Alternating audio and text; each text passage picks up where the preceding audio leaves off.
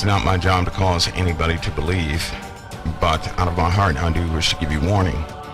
A little preparatory time that you can be prepared and not taken by what you may see coming. It's as simple as that. I'm going to put some things into perspective. It will either confirm the truth within you or not. But in either case, we're going to see drastic changes both in the earth and in mankind. We will see them. Your entire paradigm, what you know as reality, has been secured for a long time. Everything has stayed stationary in the sky. We keep track of seasons and everything else by atomic time. Things of that nature, constants in science and in formulas. We've been spoiled, really. We've had a time of rest for a long time. The only problems we've absolutely had were problems of war. But the great calamities were held back, far and few in between. So then the knowledge that existed so long ago will be thrust in the faces of many in the days to come. Everybody has to be prepared for this, according to the truth that you can take in. It does go with the darkness, a deep darkness that's coming back upon the face of the earth. I tell you this, you guys familiar with the book of Revelation and other texts, you know that something will come upon the face of the earth from below, and something will come upon the earth from above. What comes from below is already here, mingling among men, but you don't know how. Many don't know the explanation of their own dreams. Many don't know the importance of the magnetosphere. Many of us have been spoiled because everything has been somewhat stable. Ladies and gentlemen, that stability is about to be challenged in one of the worst ways it can. And as these things begin to change and alter the earth, so will the minds of mankind become desperate, and war will naturally ensue. And I'm going to explain to you what the darkness is as best I can, what I'm familiar with. And it takes a toll on everybody who comes in contact with it. In fact, a person who's irresponsible should never seek out darkness. It will surely consume your soul. I tell you this, exotic elements that are coming into the solar system, so will that darkness grow. Darkness will again be upon the face of the earth, and what was ancient will rise up again. Folks, you live in a very different time. Most of what I'm going to say to a lot of people, you won't believe.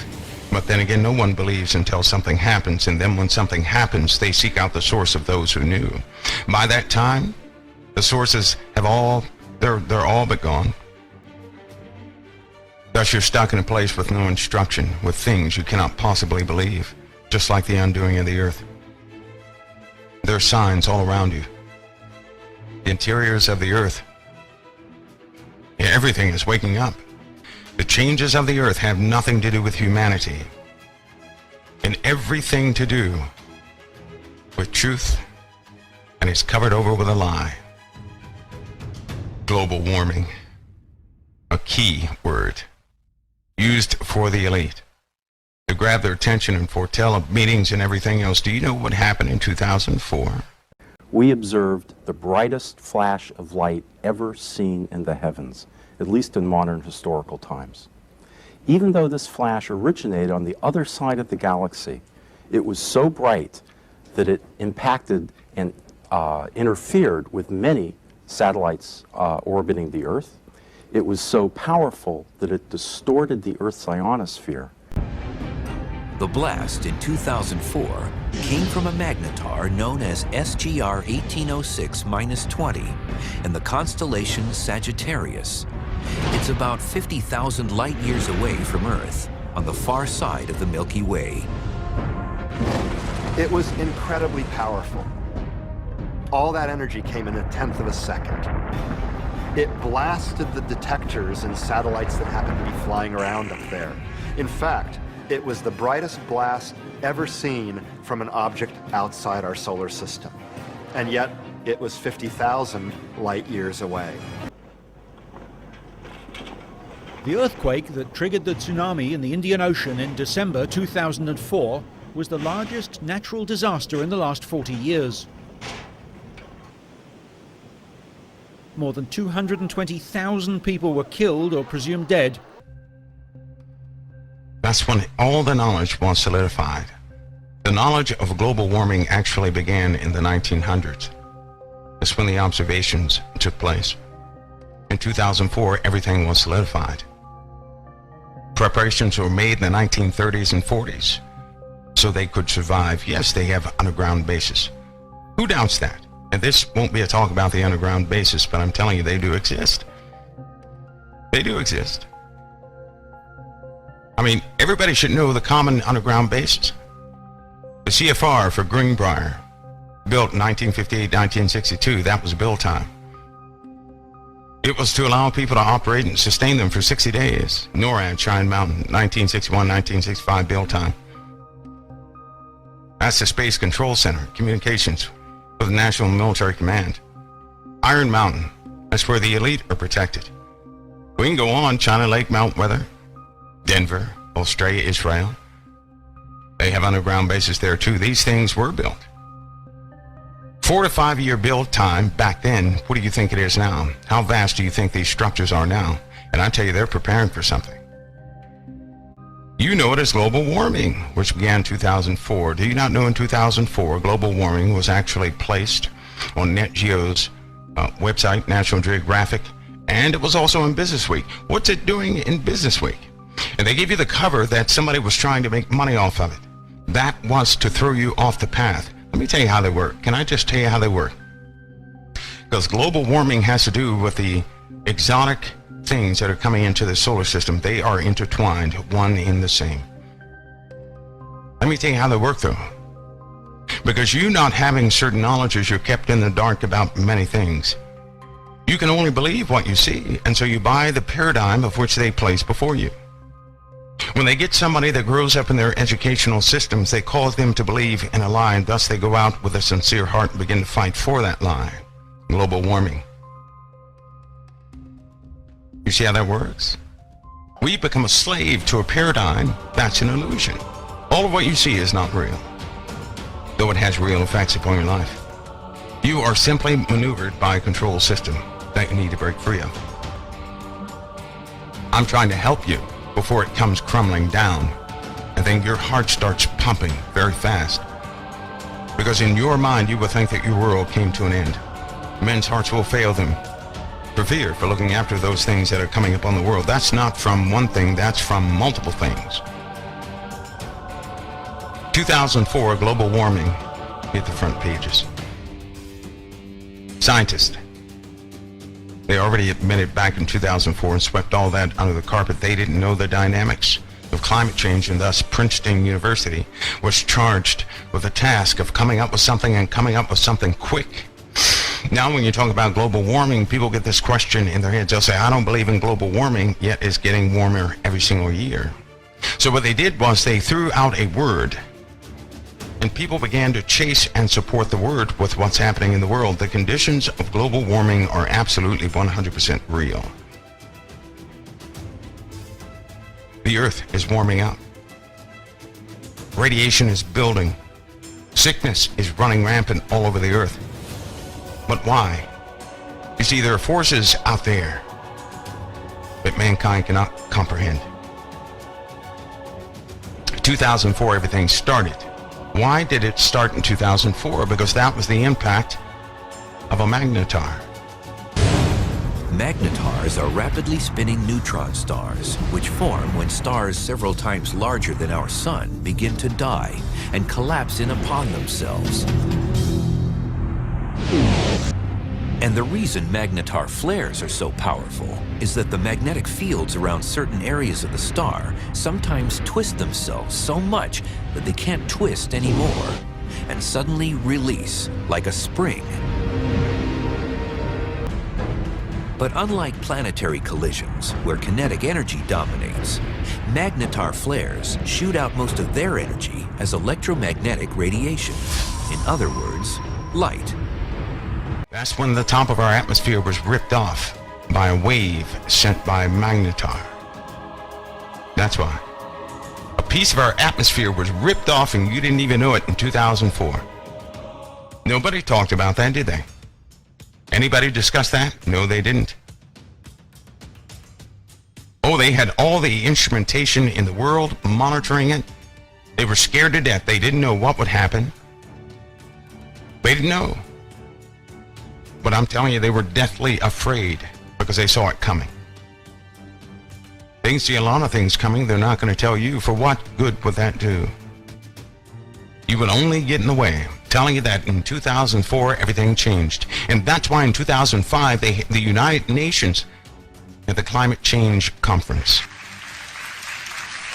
We know that climate change is the single most important environmental issue facing the world today. The scientific evidence on climate change from the Intergovernmental Panel on Climate Change that met in Montreal in September and from many others is more compelling than ever. We know that the longer we wait, the larger will be the challenge and the damage from climate change. The broad-based consensus is that more action is required now. How convenient. 2004 global warming, that discussion really takes off. And in 2005, they had the Climate Change Conference. How convenient. Ever since 2005, what have you noticed? In 2006, fast radio bursts from a magnetar were picked up by telescopes, which led to speculation they could be from an advanced alien civilization. Then, the bursts recurred 9 more times over 6 months last year. Take a look at the screen here. What I've just turned on here is something called the microwave background imagery from the MIMIC TPW out of the University of Wisconsin. And this normally shows total precipitation or total precipitable water vapor in the different storm systems around the planet. And it's derived from microwave satellite imagery. And what you're going to see on the screen here is not a storm of any kind that we would normally think of storm forming wise, like precipitation and water. What this is a planetary disturbance of some kind of global shockwave of some kind of energy. An interplanetary shockwave has hit the Earth and hit the Earth's magnetic field last night just before midnight. When a shock arrived, the density of the solar wind flowing around our planet abruptly quadrupled in intensity.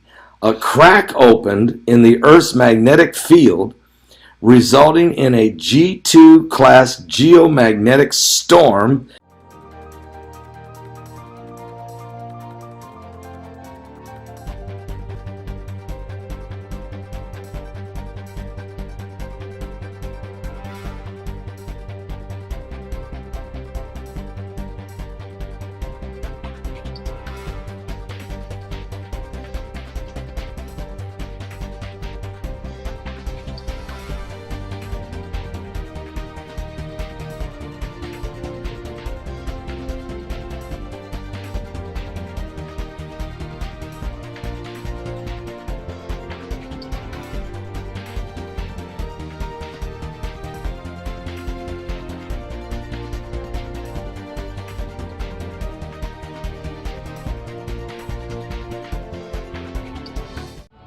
Change in weather phenomena, a change in earthquake activity, a change with the other objects in space.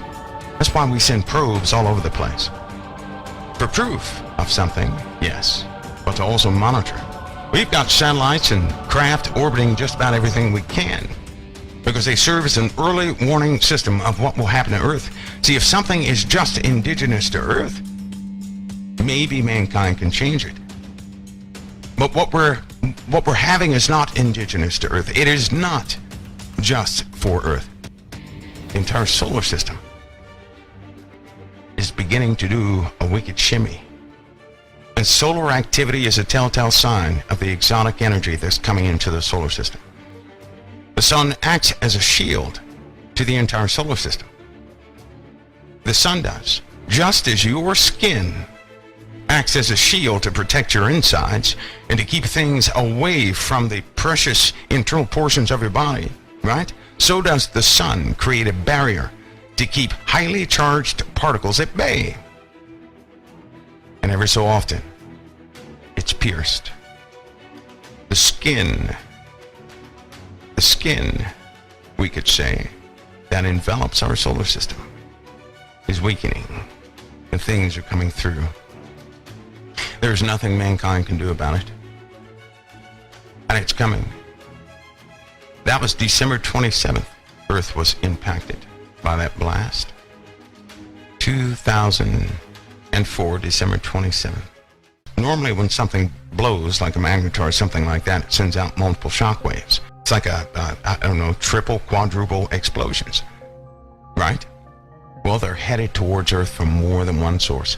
This thing is just charged with energy because it's coming from a source of almost pure energy. 2004, that magnetar just barely skipped us. In fact, it didn't even touch us, but it ripped off a portion of the atmosphere. I tell you this, when it passed, it was millions of miles away. But it still sucked off part of our atmosphere. That's a problem. I believe the distance of that pulse of the magnetar was about the distance from Earth to Mercury. That's the distance you're talking about, right? I'm sorry, twice the distance between Earth and Mercury. It was twice the distance, and it still popped off a piece of our atmosphere. Still, even with that distance. So can you begin to see what the Earth must undergo, what it's about to undergo? The particles are already coming through. They're already coming through, right? It's kind of like a fireplace. You light up a fireplace, right? You get near the fire and you start feeling the heat. The fire didn't pass through you, you didn't pass through the fire, but you feel the heat. What is that? Infrared light. All you're feeling is light. You know that? That's what you feel. Light. That's all you're feeling. What is that infrared light? It's radiation. And just what exactly is UV? There's 3 different types of UV, to the best of my knowledge: UV A, B, and C. UV A and B, we've always known, have came into the atmosphere. You get too much, or if the UV is too high, the UVB can give you a sunburn. It can also alter your DNA. Believe it or not, UVB can do that. That's pretty much what we know about UVC, is that it is stronger than UVB as far as the chain of command goes with respect to electromagnetic radiation. But there really isn't a whole lot of information about UVC because it's always been the understanding that UVC is checked at the door. It doesn't get through the ozone layer. No need to even be concerned with it because it's not measurable at the surface of the Earth. Well, it is now. And that's been confirmed by a group of scientists. And this is a peer-reviewed paper that you can find at their website. Right there. UVC confirmed. It's been a peer-reviewed paper. The Journal of Geography, Environment, and Earth Science International. It's a collaboration of universities all around the world. These scientists have confirmed that they have measured UVC at the surface multiple times, and that there are elevated levels of UV A and B at the surface of the Earth. Dated March 28th, 2018. Tuesday, April 10th, 11:55 a.m. Mountain Time, 2018. Look at the UV from southeast Phoenix. Under mostly sunny skies and the direct sunlight. UVC on the left at a 44, 43.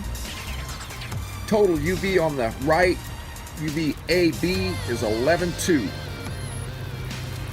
Almost a carbon copy of yesterday. Last year we got a 12.4% increase in outside gamma radiation doses. And what they're doing at Space Weather is, I think about monthly now, they're launching a weather balloon, has cameras on it, has different type meters to measure gamma radiation. And you can see the spikes here about every 6 months. But this started March 13th, 2015 and to the present. Now they're saying we've got a 13% increase in the last year. Guys, in 2 years, that's 26%. Do the math. Is it going to kill you? Well, if you're overexposed to it, it's going to burn you up. But your flesh reacts to the radiation. It raises your body temperature by exciting molecules in your flesh. Therefore, you feel heat. Heat is movement. Movement is heat. Okay, you got that? Heat is movement. Movement is heat. So when you get near something that's infrared, the molecules internally begin to move around a lot more, and then you feel heat, the heat of your body. In the same fashion, this wave is coming through. What it emits, the solar system is responding to. We can look at all the planets and the sun and see changes just like we see on Earth, and I'm going to show you a little bit of that. This is a composite graph of solar activity based on core samples from the Antarctic and the Arctic. And what you're seeing is the total amount of sunspot activity. This is what it's been doing in the last few years. Mercury has grown a magnetic field when Messenger went by in 2008 that was not seen in the 70s with Mariner 10. That's a big change in Mercury. Venus has had a 2,500% increase in this green glow on the night side that you can see there. That's active oxygen. Mars is growing clouds and ozone, as you can see right here. There were no clouds on Mars before. That's brand new. The polar ice caps are melting on Mars, and they're actually calling it global warming in the mainstream media. But there's no SUVs on Mars, not that I've ever seen. Jupiter is having these white ovals that were disappearing between 97 and 2000, 3 of them, and then they all meld into one. Jupiter is having raging thunderstorms and global upheaval. Towering storms more than 100 kilometers tall. The rare storms, a sign of recent turmoil on the planet. And here's the picture. These bright hotspots were never seen before. This is extra heat that shouldn't be there, and the colors of the rings are changing. Then you go out to Saturn, you're seeing this plasma torus that's grown. All this red area wasn't there before. That's all this charged energy. You're seeing massive X-rays coming out from near the equator of Saturn. That's also a new phenomenon. Again, you're seeing a hotspot, just like the one I just showed you on Jupiter, the raging storms, the global upheaval in 2008. Same thing happened in 2004.